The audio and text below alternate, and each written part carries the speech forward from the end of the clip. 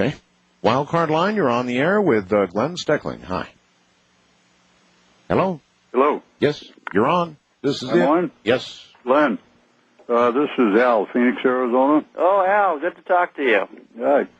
Just a comment for your listening audience. I have a 10-inch telescope with an Astrovid video camera on the eyepiece. Are you the guy that... Yeah.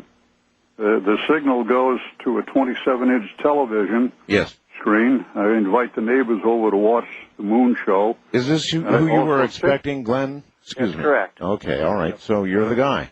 Okay, and what do you see? I also videotape what goes on up there. Understood. Well, I saw one craft that did a 180-degree turn without ever changing speed.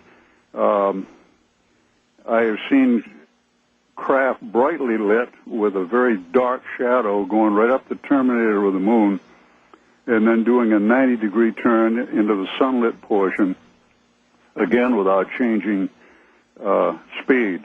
If people have a scope like this and are patient and watch it on a video, you will see formation flying. These are not Earth satellites. Okay, so you have videotapes of all this. Is that correct? Yeah, I have some videotapes of a lot of that act. I do with 180 degree and one small one shooting across the moon. What have you done with this video? Well, I show it to my friends and I let them have a copy. Can I be your friend? In other words, I really would like to see what you've captured. Would you prefer VHS or DVD? Oh, well, now... I can send you a DVD, and then that way... What a nice choice. DVD, I think. Okay. I can do that. Can you really? Yeah. Does Glenn have your address?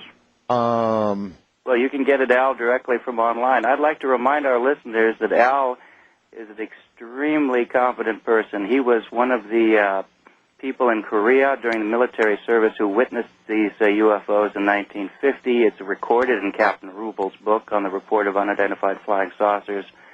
He also witnessed one of them along with several dozen other people landing on the Adamski property momentarily before taking off again. He's a retired aerospace worker with a DOD clearance who has worked on such things as resonance fields and many other different things. So this gentleman knows what he's talking about. Spacesuit there. You guys are really buddies, aren't you? Yeah, you're really buddies, aren't you? You know each other quite well, apparently. We met several years ago. Met several years ago. I'm 75 years old and an acoustic and vibration engineer specialist, and I've seen so many flying saucers that I was moved to visit George Adamski, and all I can say is, wow, what a nice guy. What a personable person, and honest.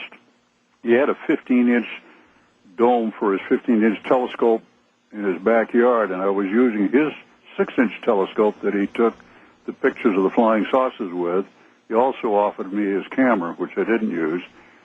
But one night I saw a blue flash go over behind the dome where the 15-inch scope was, lit up, and there was a flying saucer sitting on the ground. So I headed for it. People from the restaurant, 2 men and 2 women, started screaming there's a flying saucer on the ground. Yeah. And one guy came up and almost knocked me down, and he said, there's a UFO on the ground. I said, yes, if you'll please get out of the way. I'll go over and say hello to these folks. There was no fear at that time. So he kind of disappeared. The ship got bright. You could hear it hum. Then the hum disappeared to a higher frequency. It rose straight up until it looked like a star, and then shot due west right over San Diego at a very rapid speed. You know, flicker fusion of the eyes took place. Well, you sound very I went inside credible. and I talked to George Adamski about what had happened, and he just looked at me and smiled and almost laughed. He said, well, I was just wondering what all that commotion was outside. And he just kept smiling at me. I see. So, well, all right, I bite. I want a copy of your video. Okay. I will... I'll see to it that you get an address. All right? Email me. Chicago. Okay, good. Chicago. Do you have a question? For Glenn. It's really a 2-part question. One is, what's the possibility of extraterrestrial creatures living amongst us on Earth, going about our day-to-day lives, living amongst them, or them living amongst us? And the second part of the question would be if you've seen the footage of the flying humanoids and your thoughts on that. Flying humanoids, is that what you said? Correct. In South America, the flying humanoids. Okay, all right. Glenn? Well, the two parts of the question. The first part being the possibility of them living amongst us has been discussed, that they are human beings that come from other planets that come and live and work amongst us for a period of time, sort of like a Peace Corps service. And there's a number of them that help us in specific fields and give us directions in order to overcome certain obstacles.